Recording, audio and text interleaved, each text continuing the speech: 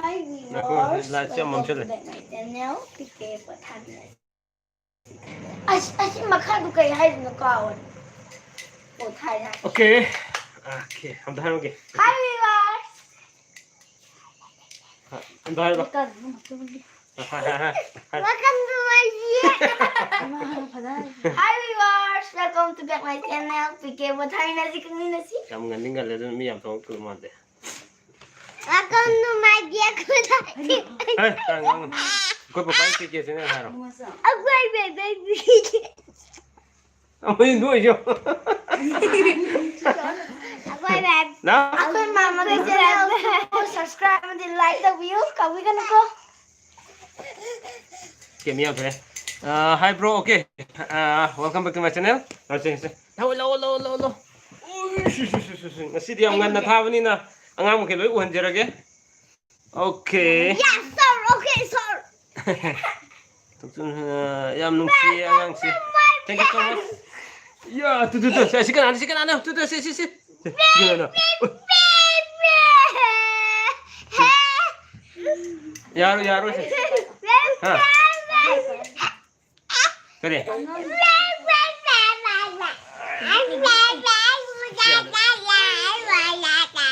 Yare. Adu taran ni para. Ay, wari doroge. Adu amulo. Okay, everyone. Welcome back to my channel. Ngasi kitang mayam ko wari ka tawse adu na live thajabani.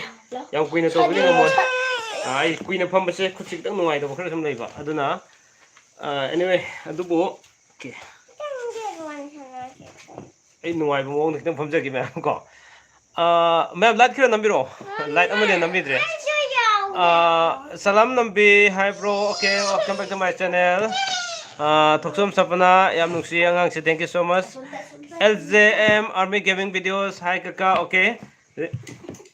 Ay comment na to pa game ni. Haro nang hiding mo haro. Haro. Kaya hiding mo haro. Hi teacher. Hi dada. Ko papagi photo contest do mayam yawiyo hayo. Ako papagi Mo sa ko bagi. Iman tako bagi. Photo contest to. Photo contest. Mayam saruk yawiyo. Mayam sarok yabiyo. Ay na prize people lag doin hayo. Anong prize biyo ni? Sure. Siya. Soidana Sadana. mayam saruk yawiyo. Sadana mayam sarok yabiyo. Ay prize people lag sage hayo. I prize biyo yabiyo. Thank you so much. Samas. Okay. Saya untuk pagi. Okay. Laisam subasni yang pergi balase. Okay. Balase bless. The saksar jare. Heritage Singha karamba lam dino. Ay herok tagi ne. Zoni yang kom zon Jaipure. Okay Jaipure. Sumai to bune mayam ai kan ma hajage ahan bada ai si ningol sako boga mari lenana ningol sako bo satpu namit sida mayam na photo contest ama tawjage na ai ngasi blog ma semaga sum advertisement oina sum thanga chakabani sipang le hanga na fata aduna mayam na nuksijarbai gi subscribers singa thengnaba unabagi tanjado ma isum lawjage na sinjabani sipang le hanga no habane aduna mayamna nusijarba subscribers sing hairiba kenase sum mayam saruk yabiro aduga samjening ba mana aigi sina sakobu numita pangthuk chagadaba aduga aigi inaw ni pa music LJM Army Gaming Videos aina hai ka kaidana haibire se koigi yamam gi masani magina ningon sakobu gi mangoina na tawgadaba haitare nupa amadi nupi animakki oina tawgadabane koigi photo contest ko magi su prize thamgani sisu mayam su adumak saruk yabiyo aduga aigina magi loraga haitare na ningo sakobu numit sida pangthok sagadabane adu mayamna sum yam chahi ma sum mapung phan biduna mayamna su 80k subscriber yobira matam sida sum sida saruk yabirak pa khurimak singse ꯑꯩꯒꯁꯨ ꯌꯨꯝꯗ ꯂꯥꯛꯆꯔꯀꯥꯟꯗ ꯁꯨꯝ ꯎꯅꯕꯒꯤ ꯇꯟꯖꯥꯗꯣ ꯍꯥꯏꯕꯗꯤ ꯍꯧꯖꯤꯛ prize ꯄꯤꯕꯁꯦ ꯂꯩꯅꯥ ꯂꯥꯏꯆꯠꯁꯤꯅ ꯃꯔꯝ ꯑꯣꯏꯔꯀꯥꯟꯗ ꯒꯤ ꯂꯩꯕꯅꯤꯅ ꯑꯗꯨꯕꯨ ꯇꯉꯥꯏ ꯐꯗꯅ ꯄꯨꯟꯅ ꯑꯩꯈꯣꯏꯒꯤ ꯄꯨꯟꯕ ꯌꯥꯕ ꯂꯝꯕꯤ ꯂꯩꯔꯒꯁꯨ ꯁꯨꯝ ꯀꯔꯝꯅ ꯇꯧꯁꯤꯒꯦ ꯍꯥꯏꯕꯗꯨꯁꯨ ꯃꯌꯥꯝ ꯈꯟꯅꯔꯀꯥꯟꯗ ꯁꯨꯝ ꯑꯩ ꯄ꯭ꯔꯥꯏꯖ ꯄꯤꯕꯒꯤꯁꯨ ꯇꯧꯖꯔꯛꯈꯤꯒꯅꯤ ꯑꯗꯨꯒ ꯊꯝꯖꯅꯤꯡꯕ ꯋꯥꯐꯝꯗꯤ ꯇꯁꯦꯡꯅ ꯍꯥꯏꯕ ꯀꯥꯟꯗ ꯃꯌꯥꯝꯅ ꯈꯔ ꯄꯥꯔꯇꯤꯁꯤꯄꯦꯠ ꯇꯧꯕꯤꯔꯛꯄ ꯃꯁꯤꯗꯤ ꯌꯥꯝ ꯇꯉꯥꯏ ꯐꯗꯦ ꯑꯗꯨꯒ ꯑꯩ ꯍꯧꯖꯤꯛꯀꯤ ꯑꯩꯒꯤ ꯏꯅꯥꯎꯅꯨꯄꯥꯒꯤ LGM Army Gamingꯒꯤ ꯃꯥꯒꯤ ꯆꯥꯛꯀꯧꯕ ꯃꯃꯥꯡꯗ ꯄꯥꯡꯊꯣꯛꯀꯗꯕ ꯐꯣꯇꯣ ꯀꯟꯇꯦꯁꯁꯦ ꯁꯤꯁꯨ ꯁꯔꯨꯛ ꯌꯥꯕꯤꯌꯨ ꯑꯗꯨꯒ ꯑꯩꯒꯤ मागी लोरगा हाइतारे लोइबा छि सिनबदि हुजि सुम सिल्लबने अदुगा अइगिसो चक्कौबु निमित्तगा चक्कौबु निमित्त मयामना यामना केरगा थोपिरकबदो चक्कौबु सत्तु मतमसिदा फोटो अममनि कापनिंगनेको अदुदा मयामना कापीबा फोटो सिदा ख्वाइदि फजेना खनबा फोटो दु थागतपिरकांदा अइना सीरियल नंबर सु पिजरानी हुजि फोटो ऑलमोस्ट मी 10 गी मयादि सुम डॉक्यूमेंट पिसिनबरे अदु तांग 14 फावने अइना मतम थाजबसे हाबदि हयेंग हंसित फाव सिदा पिबिरकबदो अदु तांग 15 सिदा सीरियल नंबर दु पिजरानी सीरियल नंबर पिराकांसिदा तांग 13 ता निंगो चक्कौबु सत्कदो यावनी अदुगा 13 तसु सत्कदो यावनबनिना हाइरिबो मतमसे असि पौने लेंहलनबनि नंबो इसी लेंगिसो यादेबो 이 까지 씌워orde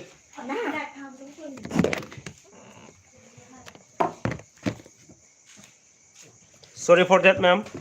Angang na lingan like that. Chalo, dohora so.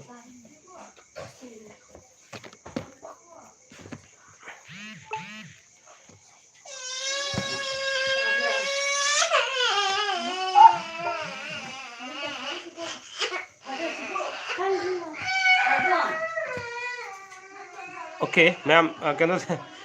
angang ilak pa lagi tu gibne aduna waro bibade. Bro, I did live namjare. Okay, live namjare. Thank you so much.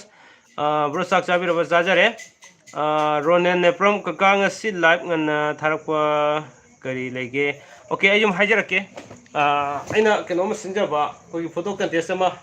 ningo chakko ba mari lena na messengery masida sigi maram du mayam dum ai kidang khangan jaram ge aduna tawjabane aduna maram orakanda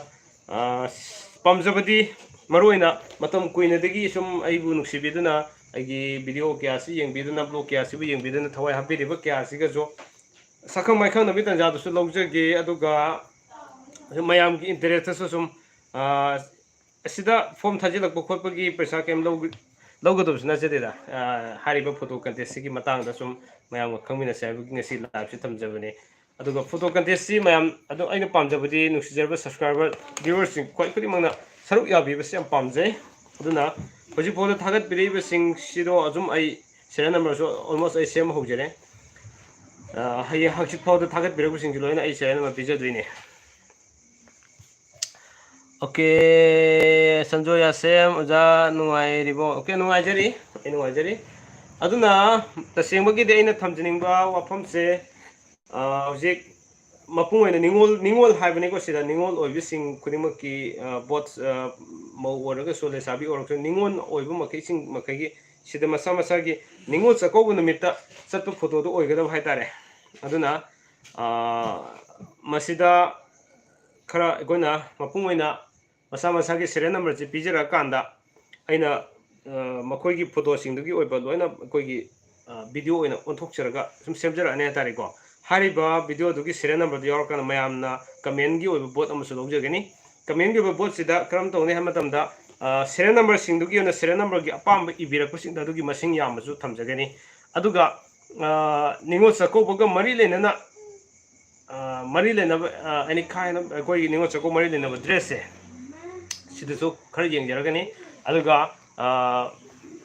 post photo से कदाई फाउद निंगो सकोबग मरी लेनी है खर येंगजेनी हाइतारे सिगुम खर सम तौजरकनी अदुना मयामना support तौबिरकनी हाइबग थाजबग लोइना आइगी कनो से आइगी खुदोंसा लौजगे हाइबना तेसिदा ऑलमोस्ट लोइना कोगी मयामगी आधार अममदि एंगोन फोटो थाबिरकदब होजि फोटो ngasi ji फोटो मी ऑलमोस्ट मी 10 मुक्ति थारक पे यावरे अदो आधार अइना आधार नत्रगसु any kind of ID proof अम हाइतारे आईडी प्रूफ अम सुम यागनी अदो मरु आईडी प्रूफ सिदा क्वाइटि मरु ओरिदि आधार सिने हेना कमन ओय हेना अइना सुम आधार हाइजबने मरमदी अदा एड्रेस प्रूफ सिमा नत्र आईडी प्रूफ सिमा यावदब तारगदी मयामना सुम आदि खंगनब ngaknatabilina masa masa ki sab sab mingdo hayeng aina lauthoksarakadabilina aduna aina aadhar pibiro na sum haijabani if kaguma aadhar lebidraga so any ID proof uma pibiraga so sum yani habasima ai usik live chiki tanja lawjaraga sum thamjage ai makha comment khar pajrake tamu kari documents sange first second kamaina khandoino light jambada oidora okay light jambada oiraro aidi mayam di am light jambada tonei hoi yengau di light khar tonarani ko adu ai light di yenggeraroi comment gi comment gi bot khar lawjaragani adu huji aina hajabado mapung oina koi gi thagalaibu photo se kadai fawba ningol sakobo ga mari leinei ningol sakobo mari leina boi keno sisu khar yenggeran ha tare aduga with dress ta su khar yenggeragani aduga style fajaba su khar yeng ha tare ko style fajaba means yam kan style to godob de leite ningol sakobo si kaya mu yam susine ha bu su adom su khar yenggerani ha tare okay aduna makada ina hindi munse nikhil toiba saksarabo bro okay saksa jare khoimu khamu kundra pom haiba ko Rogi contest se yam fajaba contest oigani haiba nanau na se na thajai okay thank you ai jo my best level no hona jage aduga hna ki ningol chako basi kaguma mayam support fadana to biraba sejo fadana pibi bataraga de live new year numit so adumuk to jani then aduga ai 100k subscriber yorbu matam da so sidi haidok jararoi ge 100k subscriber yorbu matam dadi mayam nusi jaraba ge subscriber mayam so loina enjoy to minaba yaba aduga mayam su kana gada bai tare even quiz kuma kai kuma khara sum tawjage ne yam khanjaba leiri si hari ba khudi mak singche mayam ge sejo yaudra ge ngam moido ngak to oibani na mayam ge sejo khara changi mayam na nuksibiba amadi ngasi fawda mayam nuksibirak pasin nuksibiba mayam sina aina tawjani ba aina tawni ba mayam si loina tawbu ngamakpani ha tare aduna okay kakano ba angang ama uye kana gino okay aigi kano ne isi gi masane nupim sa khara chawbudo isi gi kano ne ibai gi masa ha tare ko sa nupi ne aduga angang nupam sa ani duna aigi ne amado uji isten mana hafe soiden in khibada aina kari gino na ngang ningai kha to na somna song leire Kamnu Kundrakpom, I proud of you, bro. Thank you so much. Kamu mayam gi sejuk. Ado mayam khangna sanaba sing dairaga so ningol oibi sing kudimak hariba contest di yobi na ba sum nungsibi duna paw khra lon stand biro habiro. Ai gidi almost thagat pe yaba khra se khoi gi FB da share khra tok jagre aduga ai gi PK subscriber group da so khra share tok jare aduga ngasi gi keno so atopa blog ai chemjadrabane aduga oina sum thagasarabane aduga ngasi gi live siga mari lenena sum aina hariba keno do sum haidi photo contest ningo chako bugi photo contest siga mari lenena sum mayam khangbining ba khara lerangani haibagi wakhalon sum thamjarapane manau takhel mayum gi yek amda habiro ये किसे तोंगाना WhatsApp ता लाकबिरो आई WhatsApp ता सुम खुमजरागे लोना म आई बाहा तो बदि नत्रबनिना दु लाइक तो सो इनाक थमद्रे होजिकसे आई दि अयामबा होजिकि फोटो कंटेस्ट की मतंग दे याम कितंग कोखरा सुम थाजा जरे हादारे मयाम दगी हेन करी करमना फज मोंग दु सिनसिगे मयाम सु सेजो सजेशन खर सुम पिबिरकपा आई याम ताराम नोकचनी हमसे थमजगे Sumana channel Cina ngasi fawbada sahi ma khara hele almost sahi ma ga tha maya changsile asida mayam nungsibiduna channel asibu huju foda ITK subscriber abu pohenbe kosi yam nungai jai haijab dare manau takhel me phone number habiro okay ai phone number haijarake phone number se isan salam nambi yaurabani na ibirakani habi thajaba thamjai aduga ai sum haijarake aina so haijarake 700598396 number of haijarake 700598396 JK Lover hi bro I like it okay welcome back to my channel JK Lover yam noijai JK Lover lakpiba aduna mayamna khana chanabasing amadi isa isa gi ai wife sing leibasing as well as nupi obising ningol obising so hari bangasi ki katese sumna khaki masi ai icham chamba contest ne na so mayamna khanbiram badi ya do amaram dadi masi sene na sigo nadi yamaru oiba contest amani habisi so ai thamjage maram di masina so mayam han makai ai bunung sibi bisi amuki hana kaya mayam ai bunung sibi habiso sum afiso lakan amaram da sat amaram sum jengjage hatari ko saruk ya birakani habi yam thajai ai bro sajar bu kai mathan chabige ai kangsui chajare bro aina mi ama photo contest yauna ba than khrabane salam nami kai lam dagi no hojik thagi bra ngisai tharak pada yaugi bra mi khrabudi tharakre mi almost mi tare nipan tara mukti thara madum thagala madum male adu di yaubri yengse aduga salam nami no ji ibire ai phone number do 77059833996 thank you so much san nambi bo tum kale ten thagasari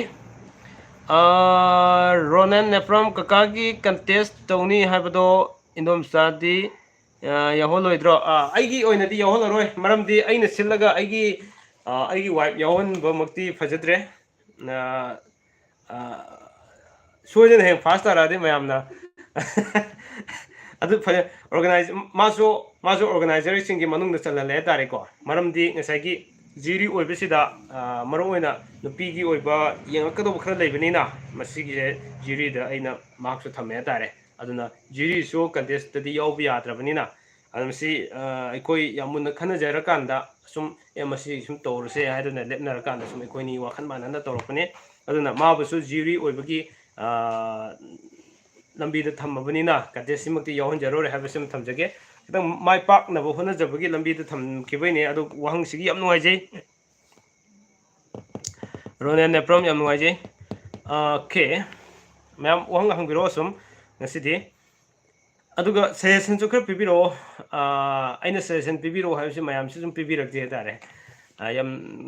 mayam gi session jai taram oksa duini ko aduna husiki sanambi na haibirak ko ngasai ngisai pibesing da yawus oram masunu yaram draga sum pawdo habiro amuka hana ko okay aduna mayam sound si bhajan tabibra juri obana pare ka inom jado okay adune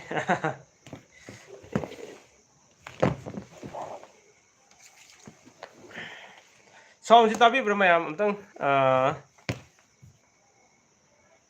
Aziki stand to give it the microphone to give up and the sound the tari brother. Side talk bro. Okay. Yamaji. Okay. I do the angone record letter magani. Tai kaka okay. I am also hijage. Aigi kenosina photo contest na photo contest. I go is now an in it or is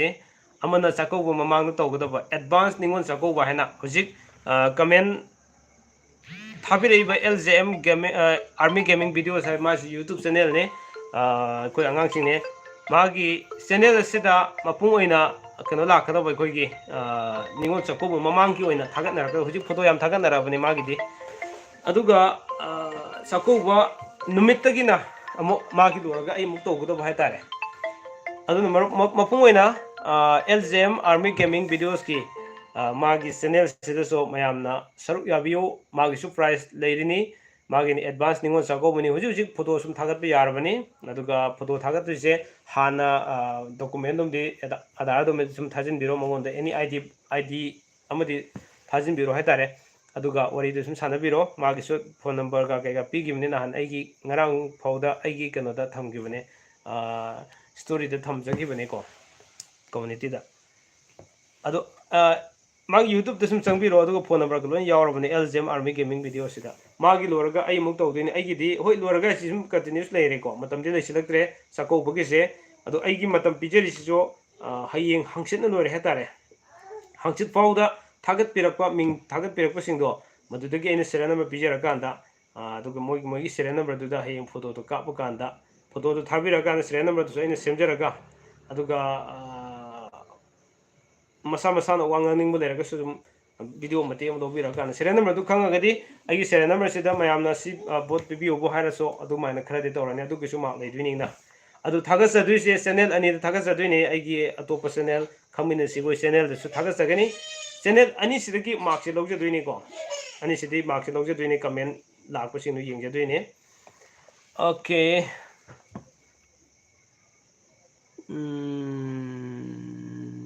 ka yogre okay tare ronen from tai ka khamnu okay khamnu kundra kom loud and clear thank you so much salam nambi tai bro okay thank you so much Thoksom Niranjan sir सी खरा नोइब माली हंदक्ति okay पुक्सी जुम खरा यारबने खन खले नारबदगी हातारे नारगा नोइबसी कोइने अबे कविता Sapam good evening तामो कुइरे live का संगतबा थबक खरा सिले थबक चेन नतना सुम हक्चांग सी कुइने फंबंगोन खरा वाब खरप खर लेरमबदगी तौबने अदो ngasi di tangai paduna aigi निंगो चकौ मरी लेना पांथोक चगदबा फोटो कंटेस्ट तो मरी लेना सुम मयाम अदुग मरम खंगमिनसी हाइबगी ngasi कनो सिजुम लाइव सि थमजबने अदुना मयाम हंजिन हंजिन हायना वरोबिनो सरुक याबिरो फोटो कंटेस्ट दा मयाम ग सखंग माइखंग नबगी तंजा दो लौमिनसी अदुग प्राइस मयाम द प्राइस पीबदी आई फर्स्ट सेकंड थर्ड ताबदो करम न पी होजिक मी पुनबदी यादबनिना अैन युमदा लागा पिजबने खंगदे अदुग प्राइस पीबदी आई इचानिपा यारोगा इचानिपा अहन यारोगा सुम पिमिनदुइने मयाम इचानिपा उनिंगे हाइना कमेंट याम पिबिरकपसिंग सुम आई सुम उहनजगे इचानिपा पु लाक्चदुइने ओके रोनेन फ्रॉम कका आईडी फोटो कंटेस्ट तोबदो कंटेस्टेंट सिंगना कैप्शन अमा अममदी पिहननिंगी ओके ओके अदुसु तोके खली thank you so much for your suggestion Ronen from suggestion फजन पीबीरे अदु अइनसु खनबा कनोने कैप्शन से मोय कमेंट ओइना सुम खरा हैनगे न खले अदु मसा मसा के serial number दो पीरा कांदा सुम हाइजरगे तारे अदुना अदुनसु हेना मरु ओइब खरा सुम लाकने न खनजे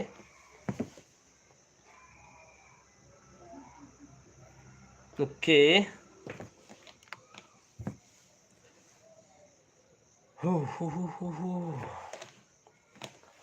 अदुना ngasi अतोप क्वेश्चन से मैम हंगबिरानो अतोप क्वेश्चन आता हंगबगी मैम खंगमिनिंगबो क्वेश्चन हंगबगी तंजा मा जुम लाइव थाजरके ngasi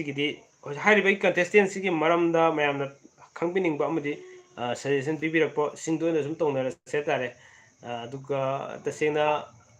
मैम नसो विश पिबिरकनी हाबि थाजबलै आई माइ पाकना पांथोक ngamjage हारिबो खुदिमकची मैम की सेजो यावद्रगदी ngमोय मैम की सेजो तुने इन खौरांग ngaijeriबसिको ओके काय देवरे Tunggu, sambarin. Bohong enggak? Gimana bari ini? Malik kayaknya. Okay Antum ini loh. Antum bakal thang aja. Nih, mau tunggu kada. Kau nggak up dong. Ma apa masuk kok lopo. Berang waktu dulu. Yang lain kan. Ang thang video ay rin. Yang lain tumawri. Okay ma'am comment पे बिरो दुगा assume question हंग से सुम हंगमिनर से ma'am question हंगरो से हाइबगी ma'am से तन लापथोंना गिबो माले question सुम interaction तोंना से ma'am यारे आइगी कंटेस्ट थोकने कंपटीशन थोकने मैम सुम सजेशन पिबिरकदब लेरे अमने सजो पिबिरकदब लेरे दुगा सुम करी तानसिगे हाबसु सुम तानरसे लाइव थारिंगे दे को अदुगा फोटो कंटेस्ट तोबदो फोटो दो एडिट इफेक्ट अमता तोहन दबिदा Sumana brightness contrast tang yawhal di hena pagani okay adumai tawgani edit tawraga background semdok semjin tawbagi adugi photo madi yaro ai masa masa da loina haijarani adudi direct photo ina sako basa pumatam da kapa photo do aduneda aduda masak thiba phajabagi wa daite sida sako budugi niyom sumna leibagi mongsu yengeni haitare 싱샤이 이 다가서거든요. 이로인나 라크도리바 닝원 사코바 저롱과 머리 레나나 방톡 사거도리바 닝원 싱기 오이바 포토 컨테스트 아마 방톡 서거니 하리바 포토 컨테스트 시다 닝원 싱나 라리바 노벰버 기땅 따라따로 나트레 하르가 땅 따라따레 아니 시다 닝원 사코바 서로 야비리바 닝원 싱나 닝원 사코바 서투 마탐다 이사이사기 오이바 포토 아마 copy re harga sound tabi problem yemudi yengbira maning se ingol sina la 11 november ki tang tara mari fo gi manung da isai sa gi ka photo ado maning mamang thabi rakka bani loina na hariba aadhar ki document isin bir yongbi hongda ba tung dingam da su yai ko side isai sa gi serial number ado bijara kani contestants tingi photo sing aduna haibadi sako bunamitta kapkadoriba photo aduna channel amadi YouTube channel amasu oriba community koi channel ani sida thagasagani loinana contest sige result na laaliba November kitang kunda lautok sagani amadi winner singi prize November kitang kuni toida pijagani kamdariba prize sindi ahanba prize da haibadi winner prize da lupa lising aniga amadi channel ki maikeli ki thamjaba ningol dakina amaga loinana dakina to jodoi ni ko super prize da ani super prize da lupa lising amaga loinana channel ki maikeli ki thamjaba dakina loinana ahum super prize da lupa samanga ga loinana channel na thamjaba ningol singi oiba dakina ena umbarun ki damakta Makagi WhatsApp number sida habidi 77059873966 sida popira u loina na isa gi abi kavita sapam tamotaje okay thank you so much ado abi kavita di contest yoroidro amuka sone ronen neprom ka aisu ngamjaba thakta mayamda khangan jakhi thank you ronen adagi kamnu khandrakam bro diwali ki matangda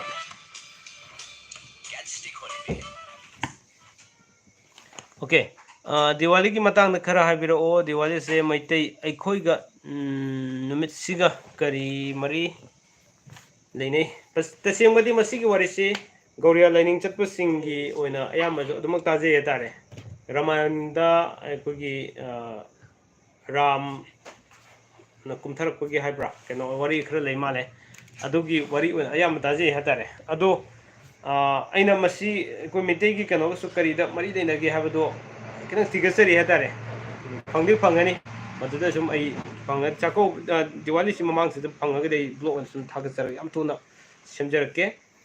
aduna tasena masi ayamana di koi mitei lining ga di mari ire leine da bagi kano madi hapet ui adu liner bra haso sum ai kitang thijarake ko tabo di korea lining sing gona lene adumai taje hatare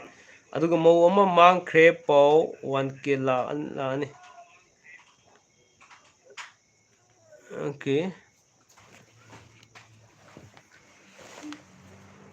okay risi jo okay be a positive okay hentoi bi salam sir abe oyam sa yamba le sabi su yobu ya bro yai kesu kai ti yai abe kavita sapam se henthoibi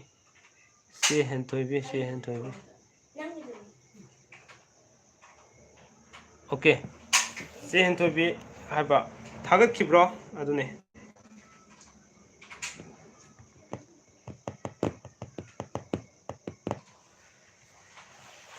lesabi su sum saruk ya bibi yai tobu thagat pirakadabo photo do sako bog mari dinabo oigada bhaitari ko adune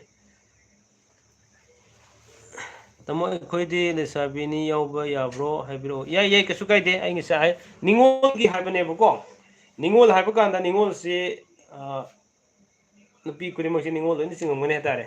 ꯑꯗꯨꯅ ꯅꯤꯡꯉꯣꯜꯒꯤ ꯑꯣꯏꯅ ꯊꯝꯖꯒꯗꯕ ꯀꯟꯇꯦꯁꯅꯦ ꯌꯥꯎꯕꯤꯔꯣ ꯊꯥꯒꯠꯄꯤꯔꯣ ꯁꯨꯝ ꯀꯩꯁꯨ ꯀꯥꯏꯗꯦ ꯈꯝꯅꯨ Kundrakpam thanks you brother okay thank you so much okay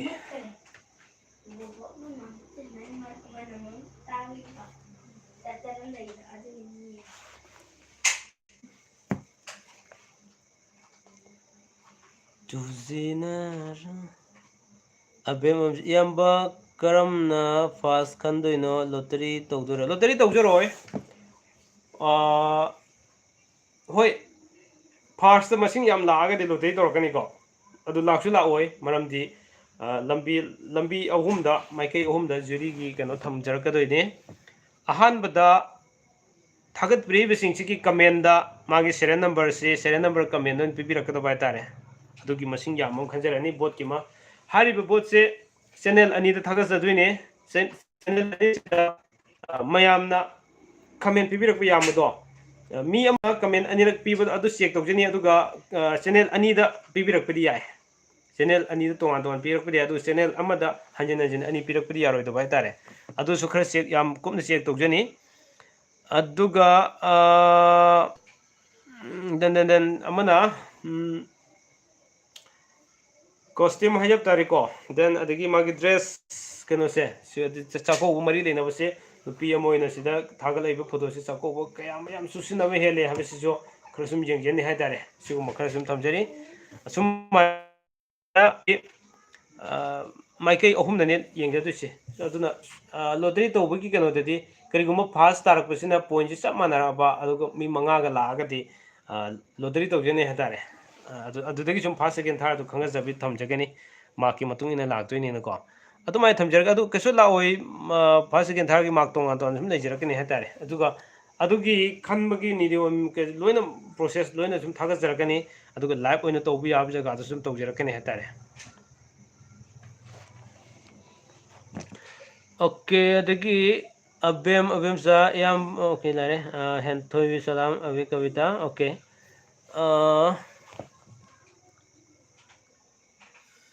technique ꯑꯄꯨꯖꯝ ꯄ꯭ꯔꯥꯏꯁꯇ ꯀꯔꯤ ꯀꯔꯤ ꯂꯩꯒꯦ ꯑꯩ ꯉꯁꯤ ꯕ꯭ꯂꯣꯛ ꯑꯃ ꯊꯥꯒꯠꯆꯈꯤꯕꯗꯣ ꯑꯗꯨꯗ ꯑꯝꯇꯪ ꯌꯦꯡꯕꯤꯔꯣ ꯂꯣꯏ ꯌꯥꯎꯔꯕꯅꯦ ꯄ꯭ꯔꯥꯏꯁꯁꯦ ꯌꯥꯝꯗꯤ ꯌꯥꯝꯖꯗ꯭ꯔꯦ ꯃꯌꯥꯝꯗꯒꯤ ꯑꯦꯟꯇ꯭ꯔꯤ ꯐꯤꯒ ꯀꯩꯀꯥ ꯂꯧꯖꯗ꯭ꯔꯕꯅꯤꯅ ꯑꯍꯥꯟꯕ ꯑꯣꯏꯅ ꯇꯧꯖꯕꯅꯤ ꯑꯗꯨꯒ ꯍꯌꯦꯡ 100K ꯌꯧꯕ ꯃꯇꯝꯗꯗꯤ ꯄ꯭ꯔꯥꯏꯁ ꯈꯔ ꯆꯥꯎꯖꯒꯅꯤ ꯑꯗꯨꯒꯤ ꯇꯣꯉꯥꯟꯅ ꯁꯤꯟꯖꯔꯛꯄ ꯃꯇꯝꯗꯗꯤ ꯑꯗꯨ ꯉꯁꯤ ꯍꯟꯗꯛꯀꯤ ꯑꯣꯏꯅ ꯆꯥꯛꯀꯧꯕꯁꯤꯒꯤ ꯑꯣꯏꯅꯗꯤ ꯐꯥꯔꯁ ꯄ꯭ꯔꯥꯏꯖꯇ ꯂꯨꯄꯥ 2,000ꯒ ꯋꯤꯠ ꯑꯩꯈꯣꯏꯒꯤ ꯑꯩꯒꯤ ꯁꯥꯏꯠꯇꯒꯤ ꯗꯈꯤꯅꯥ ꯍꯥꯏꯇꯥꯔꯦꯀꯣ ꯅꯤꯡꯉꯣꯜꯒꯤ ꯗꯈꯤꯅꯥ ꯑꯃ ꯊꯝꯖꯔꯦ ꯑꯗꯨꯒ ꯁꯦꯀꯦꯟ ꯄ꯭ꯔꯥꯏꯖꯇ ꯂꯨꯄꯥ 1,000ꯒ ꯗꯈꯤꯅꯥꯒ ꯑꯗꯨꯒ ꯊꯥꯔꯠ ꯄ꯭ꯔꯥꯏꯖꯇ ꯂꯨꯄꯥ 500ꯒ ꯗꯈꯤꯅꯥꯒ ꯊꯝꯖꯕꯅꯦ ꯑꯁꯨꯃꯥꯏꯅ ꯊꯝꯖꯕꯅꯦ ꯑꯍꯥꯟꯕꯒꯤ ꯑꯣꯏꯅ ꯊꯝꯖꯕꯅꯤꯅꯀꯣ ꯑꯗꯨꯅ ꯃꯌꯥꯝꯅ ꯁꯍꯖꯣꯛ ꯄꯤꯕꯤꯔꯛꯑꯣ ꯍꯥꯏꯕꯁꯤ ꯊꯝꯖꯒꯦ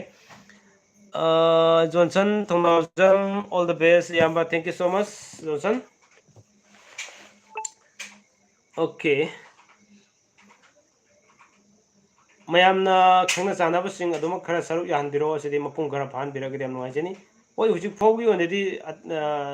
ꯊꯥꯒꯠꯄꯤꯔꯛꯏꯁꯤꯅ ꯑꯩꯗꯤ ꯊꯥꯒꯠꯄ ꯈꯔ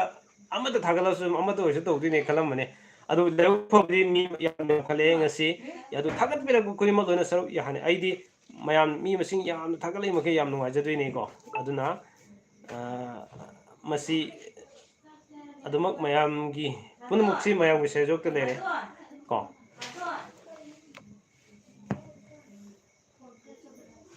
ꯁꯤꯗ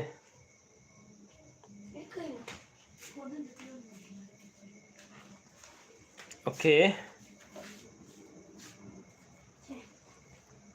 ꯁꯣꯏꯗꯅ ꯃꯤ ꯌꯥꯝꯒꯅꯤ ꯏꯌꯥꯝꯕꯒꯤ ꯅꯤꯡꯕ ꯊꯨꯡꯕ ꯑꯣꯏꯁꯅꯨ thank you Johnson okay channel ꯑꯅꯤꯗ ꯑꯩꯒꯤ ꯑꯃ ꯆꯦꯅꯦꯜꯗꯣ ꯈꯪꯃꯤꯟꯅꯁꯤ ꯑꯩꯈꯣꯏ ꯆꯦꯅꯦꯜꯗꯣ ꯑꯗꯨꯗꯁꯨ ꯊꯥꯒꯠꯆꯒꯅꯤ ꯑꯗꯨꯗꯁꯨ ꯀꯃꯦꯟ ꯄꯤꯔꯛꯄ ꯑꯗꯨꯒ ꯄꯣꯊꯥꯃꯤꯟꯅꯗꯁꯨ ꯀꯃꯦꯟ ꯄꯤꯔꯛꯄ ꯌꯥꯏ ꯑꯩꯁꯦ ꯍꯥꯏꯖꯕꯗꯣ ꯑꯗꯨꯒ ꯄꯣꯊꯥꯃꯤꯟꯅꯁꯤꯁꯤꯗ ꯆꯞ ꯃꯥꯟꯅꯕ ꯃꯤ ꯑꯃꯅ ꯀꯃꯦꯟ ꯑꯅꯤ ꯄꯤꯔꯛꯄꯗꯤ ꯌꯥꯔꯣꯏ ꯑꯗꯨꯒ ꯁꯣꯝꯅ ꯈꯪꯃꯤꯟꯅꯁꯤꯗꯁꯨ ꯆꯞ ꯃꯥꯟꯅꯕ ꯃꯤ ꯑꯃꯅ ꯀꯃꯦꯟ ꯑꯅꯤꯔꯛ ꯄꯤꯕꯗꯤ ꯌꯥꯔꯣꯏ ꯌꯥꯝ ꯀꯨꯞꯅ ꯈꯤꯇꯪ ꯃꯣꯅꯤꯇꯔ ꯇꯧꯖꯅꯤ ꯍꯥꯏꯇꯥꯔꯦꯀꯣ ꯁꯣꯏꯗꯅ ꯃꯤ ꯑꯃꯅꯤ ꯑꯣꯀꯦ ꯑꯗꯨꯅ ꯍꯧꯖꯤꯛ ꯐꯥꯎꯒꯤ ꯑꯣꯏꯅ ꯄꯤ ꯀꯦ ꯆꯦꯅꯦꯜꯅ ꯊꯝꯖꯔꯛꯄ ꯇꯣꯉꯥꯟ ꯇꯣꯉꯥꯟꯕ ꯇꯣꯄꯤꯛꯁꯤꯡꯗ sum tongan ton nei na jakiba adan adagi mayamna yam kanaba phangbiba even aina kwai nuai jabadi ahlamal kayana phone to birpa am an oraba kayana masai bu nuksi bidana ai channel siam nuai kana habirakpa madugi mikup to ai tasena haibu matam nei pokpugi mahiya le na bu khanje hatare ahlaman sinaga yam harau nuai na phone to birpa ga se masi kuni maksing mayam na nuksi bibagi ngakane ko mayam na support to bibagi ne ai di mayam gi laman to sile na khanjari ni okay brogi group ti yaroidro ai group ta di whatsapp group dro adudi dararoi group ki onadi aduga romita samom makok tagi yeng hongdre okay romita sum horen am yeng yani yambugi video bu la adi nanau di light ne nam du ngai le jeri se johnson thangau jon thank you johnson yam nuai johnson gi yam nuai ra comment je ko da thabiri ba yam nuai je hatari ko mayam gi sumaina sum nungsi bi ba comment sing amagi hadi aigi maramda asoibu so haibirakpa mayam sine ko nuai jeri di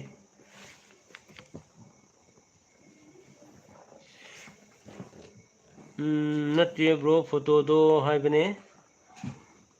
tondon bi hoidrom se photo do hai bane si ngasai gi amta gi ibiro ai gyan tadre tondon bo hoidrom bi se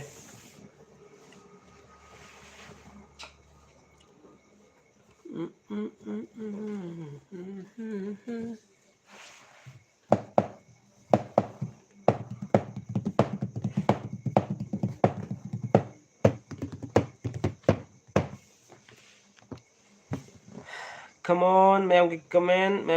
ngai ge live se am kui na tharo darbana maram orga dagi ngan na su thaba mongsa thaba matam ne khang angkat pa aduna oiba tai kitang mayam lak pe kitang wat le tare adu yam kui ne ti thajaroi ai minute ni phung ma khate thajari se hoji on 10 minutes si complete oisle photo do group to oina kap habina okay group kap se yai but tobu tobu group kap da so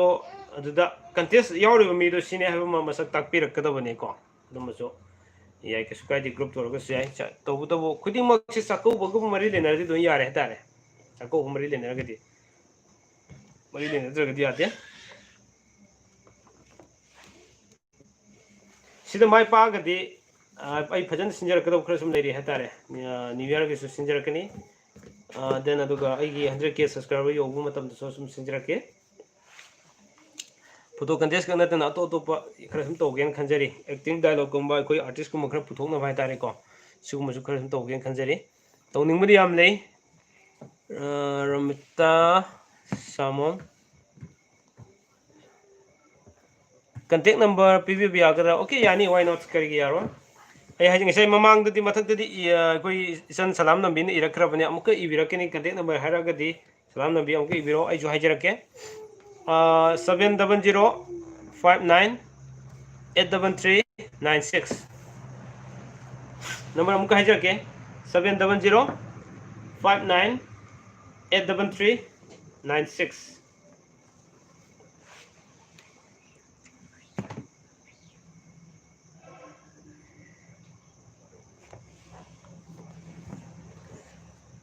number to sumbra yenge amtang ibiro romita samomna इसके contact number habira aina hajagi bada ibio bu taragade adi soiragade to padong satkine bako okay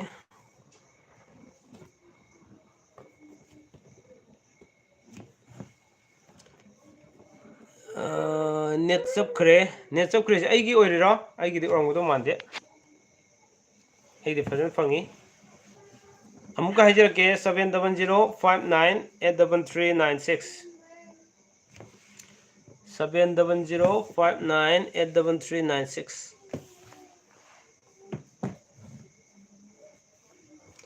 hay haksit diap to tomorrow si fawbada pisin birak pising ni ko adi makhadi logjararoi aduga hangchit fawbusida hangchit numidang fawdi ai sibawda pibirakpa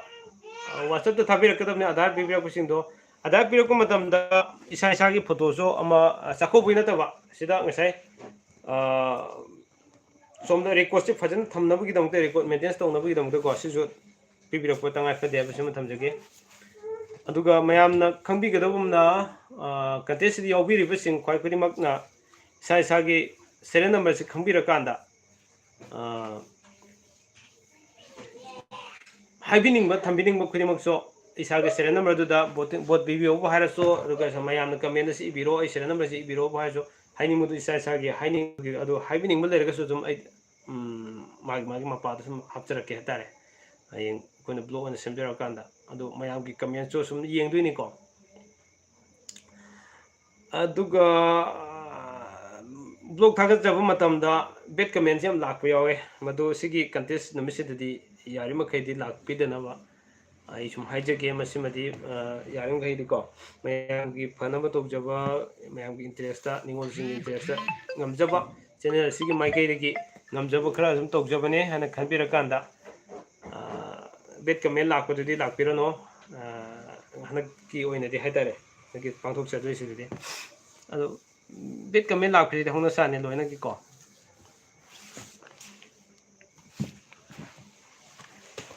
okay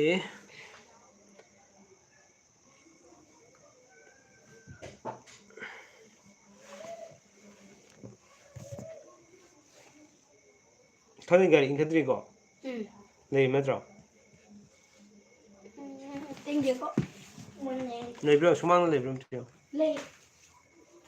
अमुक्तगा हाबिरो ओरोमिदा some okay 700 59 87396 अमुका 700 59 87396 dengan kano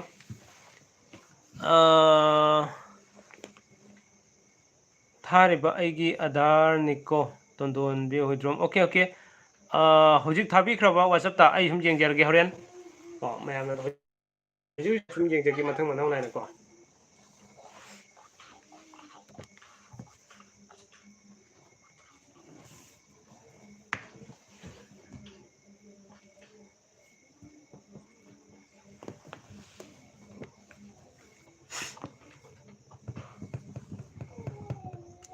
तोंदोन बा होइद्रोम okay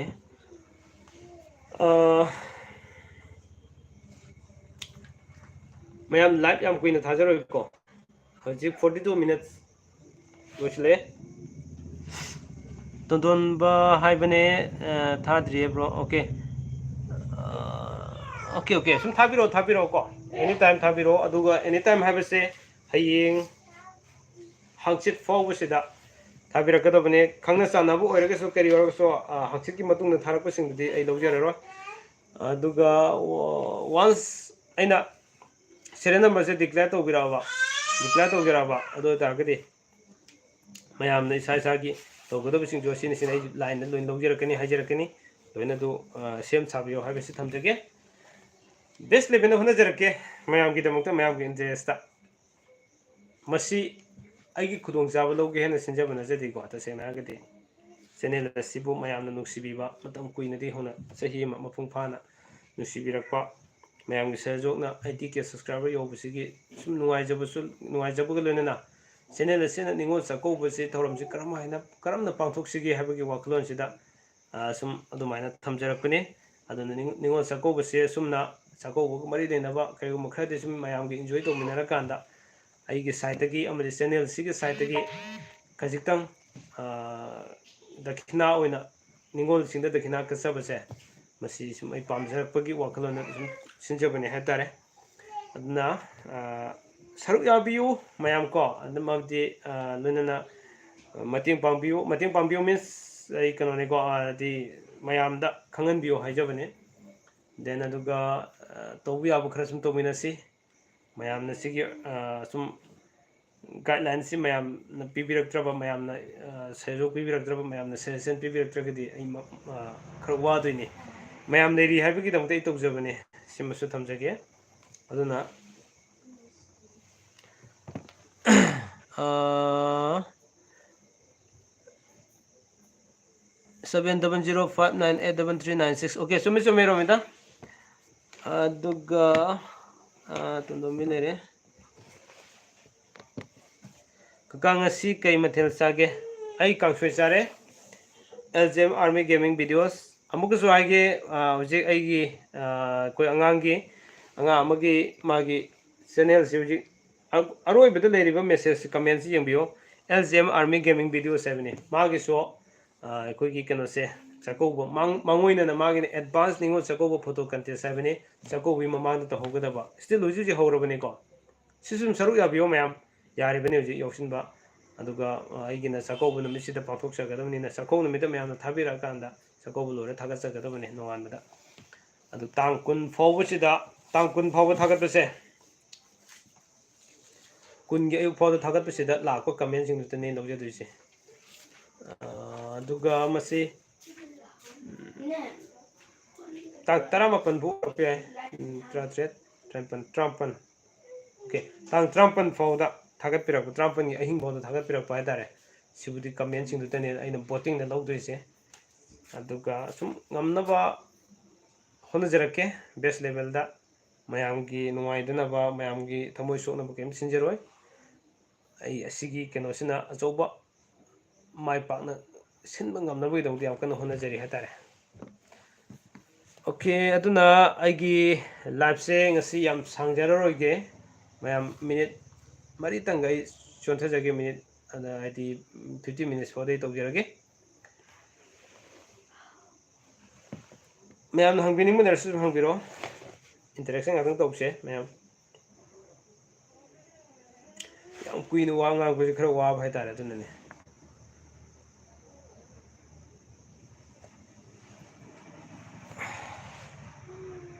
aina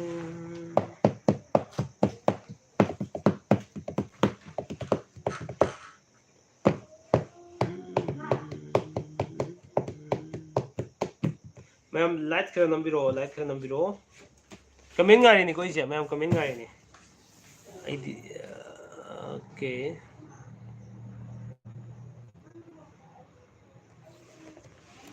ya sama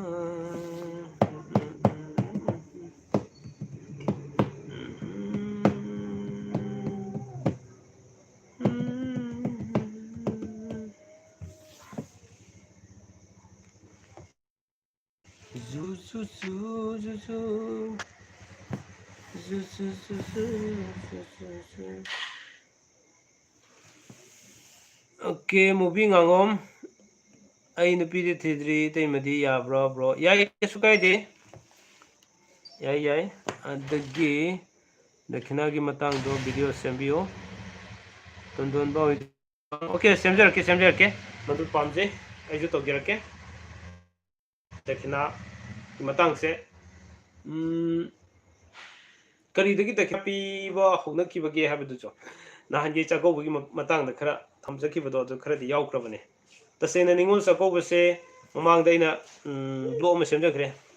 ningol Sakobo se karma matam de horoke ha matam da ai si wari la re sang da jarani ko nang sang da jarage ma ko ningol Sakobo se karam matam da gi lai ha pa tar ga di moving angom le sabi ya bro yai yobiro document thabiro lona sabi su yai ningol bo ga de lona yai ningol Sakobo se ai mamangi blog tu thamjagre kitang panjage masi nongda len pakhang ba ibudo nongda len pakhang matam dagi hona ningol Sakobo se hodoro khre atare masi wari se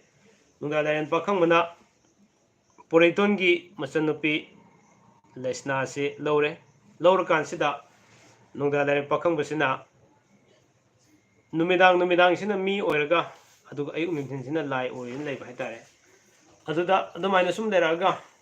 nomadi maki nupi nongda lai pakhang bagi nupi lesna sina nongda lai pakhang bada hai mana numidang mi oiraga ayuk nimthinna lai orin lei base ay nungaite aduna aybuso ayuk nimthinda lai orin biyo aduga numidang mi oijage haina haiba matamda nongda lai pakhang mana sumna haigeba ꯅꯪꯗꯤ ꯄꯣꯔꯩꯇꯣꯟꯅ ꯈꯨꯟꯊꯣꯛꯂꯛꯄꯅꯤꯅ ꯍꯥꯏꯔꯤꯕ ꯂꯥꯏ ꯑꯣꯏꯕꯒꯤ ꯂꯥꯏꯒꯤ ꯃꯄꯣꯛꯇ ꯂꯩꯕꯗꯨ ꯌꯥꯔꯣꯏ ꯑꯗꯨꯅ ꯑꯩꯗꯤ ꯅꯣꯡꯗꯣꯟ ꯑꯇꯤꯌꯥꯗꯒꯤ ꯂꯥꯛꯄꯅꯤꯅ ꯅꯣꯡꯗꯣꯟꯗꯒꯤ ꯀꯨꯝꯊꯔꯛꯄꯅꯤꯅ ꯅꯣꯡꯗꯣꯟ ꯑꯇꯤꯌꯥꯗꯒꯤ ꯀꯨꯝꯊꯔꯛꯄꯅꯤꯅ ꯂꯥꯏ ꯑꯣꯏꯕ ꯌꯥꯏ ꯃꯤ ꯑꯣꯏꯕ ꯌꯥꯏ ꯑꯗꯨꯅ ꯅꯪꯗꯤ ꯌꯥꯔꯣꯏꯅ ꯍꯥꯏꯗꯨꯅ ꯁꯨꯝꯅ ꯂꯩꯈꯤꯕ ꯋꯥꯔꯤ ꯈꯔ ꯂꯩꯕ ꯍꯥꯏꯇꯥꯔꯦ ꯑꯁꯨꯝꯅ ꯁꯨꯝ ꯂꯩꯔꯛꯄꯁꯤꯅ ꯉꯁꯥꯏꯒꯤ ꯄꯣꯔꯩꯇꯣꯟ ꯂꯩꯁꯅꯥꯒꯤ ꯃꯕꯨꯡ ꯄꯣꯔꯩꯇꯣꯟꯁꯦ ꯃꯍꯥꯛꯀꯤ ꯂꯧ ꯂꯣꯛꯄ ꯃꯇꯝꯗ ꯍꯥꯏꯇꯥꯔꯦ ꯃꯍꯥꯛꯀꯤ ꯂꯧ ꯂꯣꯛꯄ ꯃꯇꯝꯁꯤꯗ ꯂꯧ ꯂꯣꯛꯄ ꯌꯦꯡꯅꯕꯒꯤꯗꯃꯛꯇ ꯉꯁꯥꯏꯒꯤ ꯀꯩꯅꯣꯁꯦ ꯑꯩꯈꯣꯏꯒꯤ ꯃꯕꯨꯡ ꯄꯣꯔꯩꯇꯣꯟꯅ ꯃꯥꯒꯤ ꯂꯧ ꯌꯩꯕ ꯃꯇꯝꯁꯤꯗ ꯃꯆꯟ ꯂꯩꯁꯅꯥꯁꯤꯅ ꯂꯥꯛꯄ ꯃꯇꯝꯁꯤꯗ ꯌꯥꯝ ꯀꯨꯏꯅ ꯎꯅꯔꯨꯗ꯭ꯔꯕ ꯃꯆꯤꯟ ꯃꯧꯄ꯭ꯋꯥ ꯑꯅꯤꯗꯨꯒꯤ ꯅꯨꯡꯁꯤꯕꯗꯨꯅ ꯃꯔꯝ ꯑꯣꯏꯔꯀꯥꯟꯗ ꯌꯥꯝ ꯅꯨꯡꯁꯤ ꯆꯥꯟꯅꯅ ꯑꯃꯨꯛ ꯂꯧ ꯌꯩꯕ ꯂꯧ ꯂꯣꯛꯄꯗ ꯂꯣꯏꯅ ꯌꯥꯎꯃꯤꯟꯅꯔꯦ ꯑꯗꯨꯒ ꯑꯩ ꯃꯦꯁꯦꯖ ꯄꯥꯖꯒꯦꯀꯣ ꯃꯌꯥꯝ ꯕ꯭ꯔꯣ ꯏꯁꯥ ꯈꯔ ꯅꯨꯡꯉꯥꯏꯕꯤꯔꯕ꯭ꯔꯣ ꯑꯣꯀꯦ ꯅꯨꯡꯉꯥꯏꯖꯔꯦ ꯁꯥꯟꯇꯤ ꯀꯨꯃꯥꯔ ꯔꯣꯃꯤꯇꯥ ꯁꯥꯃꯣꯝ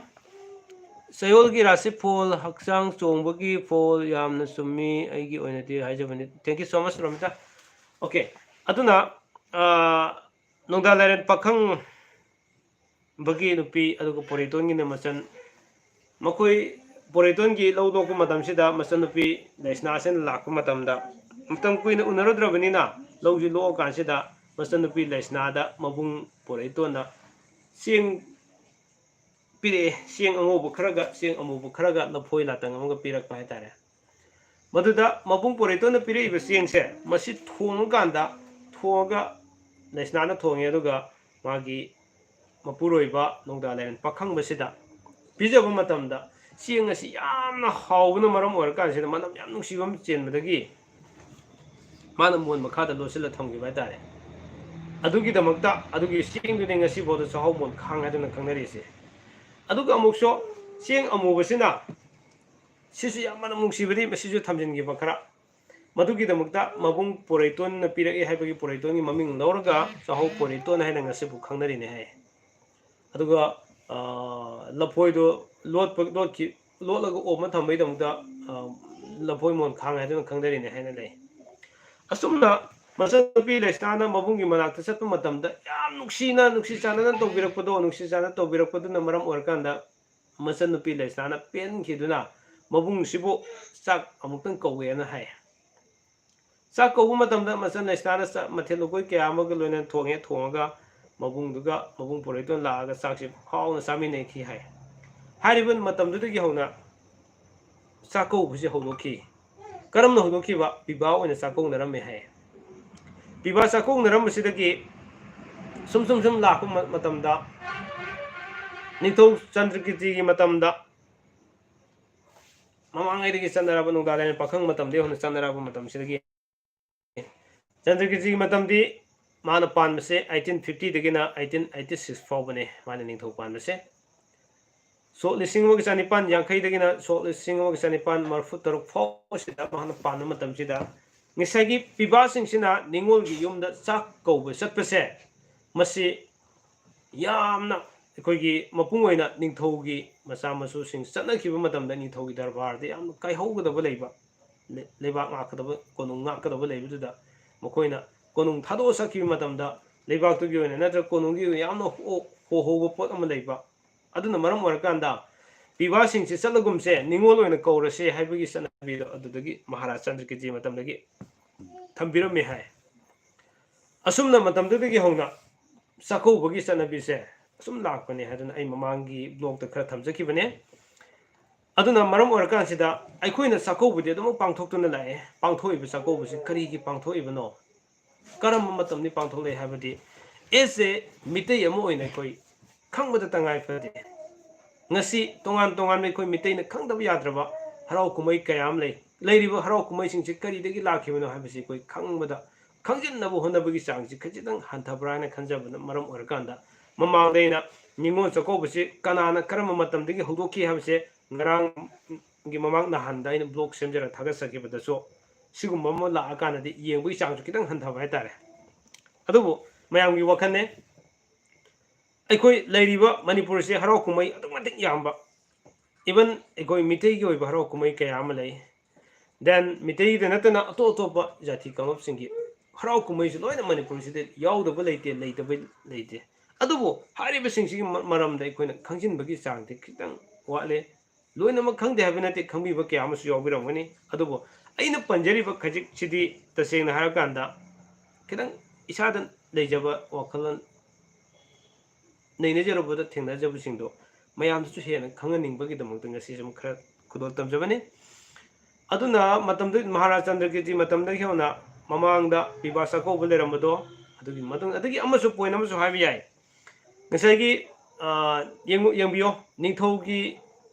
ꯗꯔꯕꯥꯔꯁꯤꯗ ꯄꯤꯕꯥꯁꯤꯡꯁꯤꯅ ꯌꯥꯝ ꯇꯣꯏꯅ ꯆꯠꯄ ꯌꯥꯕꯒꯤ ꯂꯝꯕꯤ ꯑꯃ ꯂꯩ ꯀꯔꯤꯒꯤꯅꯣ ꯍꯥꯏꯕ ꯃꯇꯝꯗ ꯅꯤꯡꯉꯣꯜ ꯑꯣꯏꯕꯤꯁꯤꯡꯗꯤ ꯅꯤꯡꯉꯣꯜ ꯑꯃꯃꯝꯈꯛ ꯂꯩꯇꯕ ꯀꯌꯥ ꯅꯤꯡꯉꯣꯜ ꯑꯍꯨꯝ ꯃꯔꯤ ꯂꯩꯕ ꯀꯌꯥ ꯑꯃ ꯌꯥꯎꯔꯤ ꯅꯤꯡꯉꯣꯜ ꯑꯍꯨꯝ ꯃꯔꯤꯒꯤ ꯃꯐꯝꯁꯤꯗ ꯆꯥꯛꯀꯧꯕꯁꯤ ꯃꯐꯝ ꯆꯠꯇꯣꯏꯅꯦꯕ ꯑꯗꯨ ꯑꯣꯏꯕ ꯇꯥꯔꯒꯗꯤ ꯗꯔꯕꯥꯔꯁꯤ ꯌꯥꯝ ꯃꯇꯝ ꯁꯥꯡꯅ ꯍꯥꯡꯅ ꯍꯣꯍꯧꯕꯒꯤ ꯀꯌꯥ ꯑꯃ ꯂꯩꯔꯛꯄꯅ ꯃꯔꯝ ꯑꯣꯏꯔꯀꯥꯟꯗ ꯃꯁꯤ ꯅꯤꯡꯉꯣꯜ ꯑꯣꯏꯅ ꯀꯧꯔꯁꯦ ꯄꯤꯕꯥꯒꯤ ꯌꯨꯝꯗ ꯍꯥꯏꯕꯒꯤ ꯆꯠꯅꯕꯤꯁꯦ ꯃꯇꯝꯗꯨꯗꯒꯤ ꯍꯧꯗꯣꯛꯑꯝꯃꯅꯤ ꯍꯥꯏꯕꯁꯤꯃ ꯈꯪꯃꯤꯟꯅꯁꯤ ꯑꯗꯨꯒ ꯉꯁꯥꯏꯒꯤ ꯗꯈꯤꯅꯥꯒꯤ ꯃꯇꯥꯡ ꯂꯥꯛꯄꯗꯣ ꯅꯤꯡꯉꯣꯜꯁꯤꯡꯁꯤ ꯀꯧꯔꯦ ꯍꯥꯏꯔ ꯀꯥꯟꯁꯤꯗ ꯉꯝꯖꯕ ꯃꯈꯣꯏꯅ ꯆꯠꯂꯝꯗꯥꯏꯗ ꯍꯜꯂꯝꯗꯥꯏꯗ ꯉꯝꯖꯕ ꯀꯔꯤꯒꯨꯝꯕ ꯑꯃꯃꯝ ꯍꯥꯞꯈꯤꯕ ꯍꯥꯏꯇꯥꯔꯦ ꯃꯗꯨꯅ ꯗꯈꯤꯅꯥꯅꯤ ꯍꯥꯏ ꯑꯗꯨꯒ ꯅꯥꯀꯟ ꯑꯃꯔꯣꯝꯗꯅ ꯅꯨꯡꯗꯥ ꯂꯥꯏꯔꯦꯟ ꯄꯥꯈꯪꯕꯒꯤ ꯃꯃꯥꯡꯒꯤ ꯃꯇꯝꯗ ꯂꯩꯔꯝꯃꯤꯁꯤꯅ ꯀꯩꯅꯣ ꯉꯁꯥꯏꯒꯤ इहान हान मचनुपी लेस्नादा चाक युमद लाक मबुंग पोरेतों युम लाक लौ लोक लापदो चाक चामीनरमदोइने अदुगा चलमदायदा ngसाइगे सेंग पीबीरखिबा लफोय पीबीरखिबदो मदुगी चनबीदुसु दखिना लाकपने हाबिगी लाइक क्या खा सुम थेंगनाबो खरा लै अदुगा अमुकसो ngसाइगे पीबाना कौरकांदा निंगोन सिंग चलमदायदा नुसीना मबुंग सिंगना ngamjaba khara piba hoki habagi kano sum khara taje hariba singsidagi hongna koi dakhinagi matang amadi ningol sakogi matang se tentakna sumna ai thamjabane aduga sidagi hena fulfill oiba khara mapung oina wari dudi aina thaga sagi blog sum mayam su yengbiraga hena khangbi gane habsu thamjage okay jugol mete se koi ibai jugol orangdo male yamna wakhal loksing ओगेदवा इनात की worry Libby बिगिदमक जाबो थागसरी thank you so much जुगोल मेते असुमना आई हनक्ति खोई लेरिबा नात की कुमई सिंगसिगी मतांगदा कुमई हराव के आम लई सिगी मतांगदा खरगा सुम आई ब्लॉग सेमजरके न खंजरी हतारे अखोई खंगमिनब खितंग तंगाई फतेको अखोइसे कौगन कौजन से थीबने अखोई मेतेनसु खरेना कौजन थीबने अदुगा अखोई इगो लेबसु सुम मेतेन खरे हेले हतारे अꯩꯉꯣꯟꯗꯒꯤ ꯍꯧꯅ ꯁꯨꯝ ꯍꯥꯏꯖꯒꯦ ꯑꯩ ꯃꯤꯉꯣꯟꯗ ꯍꯥꯏꯖꯔꯣꯏꯒꯦ ꯑꯗꯨꯅ ꯏꯒꯣꯁꯤ ꯌꯥꯎꯔꯤ ꯃꯈꯩꯗꯤ ꯑꯗꯒꯤ ꯀꯨꯝꯍꯩ ꯍꯔꯥꯎ ꯌꯥꯝꯃꯤꯕ ꯀꯨꯝꯍꯩ ꯍꯔꯥꯎꯁꯤ ꯑꯩꯈꯣꯏ ꯏꯟꯖꯣꯏ ꯇꯧꯕꯁꯦ ꯈꯪꯉꯒ ꯇꯧꯕ ꯇꯥꯔꯒꯗꯤ ꯃꯤꯅ ꯍꯪꯉꯛꯄ ꯃꯇꯝꯗ ꯑꯩꯈꯣꯏ ꯑꯇꯣꯞ ꯑꯇꯣꯞꯄ ꯂꯩꯕꯥꯛ ꯆꯥꯎꯈꯠꯂꯕ ꯂꯩꯕꯥꯛꯁꯤꯡꯗꯗꯤ ꯃꯈꯣꯏꯅ ꯇꯧꯕ ꯊꯕꯛ ꯑꯦꯅꯤ ꯀꯨꯝꯍꯩ ꯍꯔꯥꯎ ꯑꯃ ꯐꯦꯁꯇꯤꯚꯦꯜ ꯑꯃ ꯂꯥꯛꯑꯁꯨ ꯐꯦꯁꯇꯤꯚꯦꯜꯗꯨꯒꯤ ꯃꯇꯥꯡꯗ ꯈꯪꯗꯕ ꯃꯤꯗꯤ ꯌꯥꯎꯍꯟꯗꯦ ꯍꯥꯏꯌꯦ ꯂꯣꯏꯅꯃꯛ ꯈꯪꯍꯟꯕ ꯍꯥꯏꯇꯥꯔꯦ ꯑꯩꯈꯣꯏ ꯁꯤꯗꯗꯤ ꯑꯗꯨꯒꯨꯝꯕꯒꯤ ꯀꯩꯅꯣꯁꯨ ꯈꯤꯇꯪ ꯋꯥꯠꯄꯒꯤ ꯀꯩꯅꯣ ꯑꯃ ꯂꯩ ꯑꯩꯅ ꯍꯥꯏꯖꯔꯤꯁꯦ ꯑꯩꯅ ꯌꯥꯝ ꯈꯪꯉꯦ ꯍꯩꯖꯔꯦ ꯍꯥꯏꯖꯕꯒꯤ ꯋꯥ ꯅꯠꯆꯗꯦ ꯇꯧꯍꯟꯅꯤꯡꯕ ꯈꯔꯗꯤ ꯑꯗꯨꯝ ꯂꯩꯖꯕ ꯍꯥꯏꯇꯥꯔꯦ ꯃꯗꯨ ꯉꯁꯤꯒꯤ ꯂꯥꯏꯚꯁꯤꯒꯤ ꯇꯥꯟꯖꯥ ꯂꯧꯖꯔꯒ ꯁꯨꯝ ꯑꯩ ꯍꯥꯏꯖꯕꯅꯦ ꯌꯦꯡꯕꯤꯌꯣ ꯀꯃꯦꯟꯗꯣ जुगोल की मथक लेसी रोमिता समोम लेरे चयउल की राशि फोल हक्चांग चोंबगी हाबिदो याम चुमेन हाबिदो अदि मखा की कमेंट सिमते लाक्तरे अदुना तोंदोनबो हुइद्रोम अमुतंग थाबिरगदि मेसेज से थाखरग इंगोन योक्सिलक्तब खरा सुम याव हे तारिको अमुतंग थाबिरो याम नुवाइजे मसक फजब मीदा खंदोइरा केबा हाइबदा खंदोइरा ओके मसक फजबदा खंजरोय मसक फजब खगना खनबा खनगदब नते होय अदुसु लेगनी अदु खक्तदा मार्क लेजरोय जिरी मखन अहुम दे खोना थमजगनी को खय मरु ओरिदि थागत पिरेब फोटो दो निंगोन चकोबग कयाम याम सुसगे हाबसि सिदसु मार्क खर पिजनी अदुगा कोई वोटिंग दसु खर पिजनी हातारे को ब्रोकी वारी से ताब याम नुआए थैंक यू सलाम नंबी अदुने एकोइगी मणिपुर की लेरिबा कंगलेपाक से लेरिबा कुमई हराव सिंसे यामना कोई मरी लेनबा कनो याम लेबा है तारे इरमदम कंगलेपाक से मरी लेनबा तौगदबा कोइना खंगदबा कया सिंसे अपुंग ओइना खंगदबा यादबा कया am lei masi jingji koi tang khangmina se ai gi best level dai tang nei najara kanda sum khara thamjarake mayam khangmina si koi khangba hai basi dagi hena kana ba leitre live to ngi da phone yum laksile ma'am ado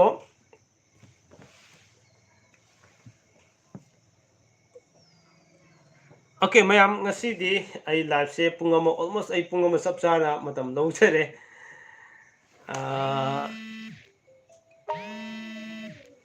nuaitida comment keno se phone lai se pajage don magi se pajage ko haibadi lairabana dakhina khitang tawbadi thina ngangi ina khunbana khitang tawbadi apabane hai masi sauning aidi okay yam chume masi tasena hab kana sepok ku sum wara bai tare ko ji chinnadi khina gi lamjen tanagum se ga haiba torsi ko aduga wahidadi sum amasum loina fajana sum haina bai tare aduga sai gi la kana thabak se sum lamjen tanabai kano se sum ayam saruk yana gum dawe masi yam nuai badi tasena ai thagas tabe wanate aigi wife se aina su pam daba man su pam jate tare ngasi faw da mag ningon sako bagi ai si toro na magi majim naw sing ta haide mo hoina pirak pudana sum okay tai adumaina sum lei yam nuai sumaina kano sing je ta khina ge dang ta si na haiba se haidabna phayana khanjai si gan da loina fall thokane tare si hanguru ge loina harakani masana tabane aduna masi understanding khara tasena haiba kanda both sides ko mapam mina so di ningol oi bisina so understanding khitang lemina ba darkar le yam sei thamjage yam sume bro comment okay aduna masidadi hangna dabi chana bi yam lera gadi yam phani ha tare sid understand sauna da warona da understanding ole na tare gadi ko pira kudo it's okay haina bai tare khoi maru ore di nuksina na sak samina badune adu ngasi nuksina na sak san samina bugi nuksina ba masigi belu um yorok trisina karin ha kanda masi yam to ina khogi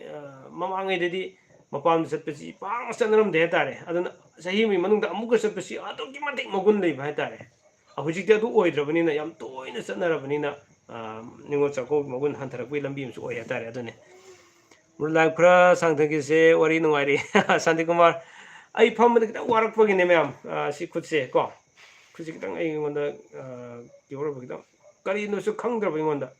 ta do kitang lighting ni su khara yaw go do male doctor di yeng yaw yen kaim lei da ba sum na da pang na bai kanam to bai tare ko okay aduna sum punga ma wangang chala bani na kitang wari wasile adum anyway ai atang matam lawjage hangbiro mayam ki question do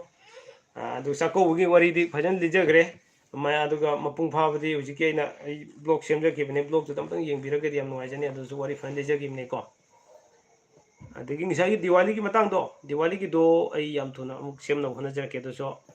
adaga ayam makumai rao ki matang da sum ai khar semjarake aduga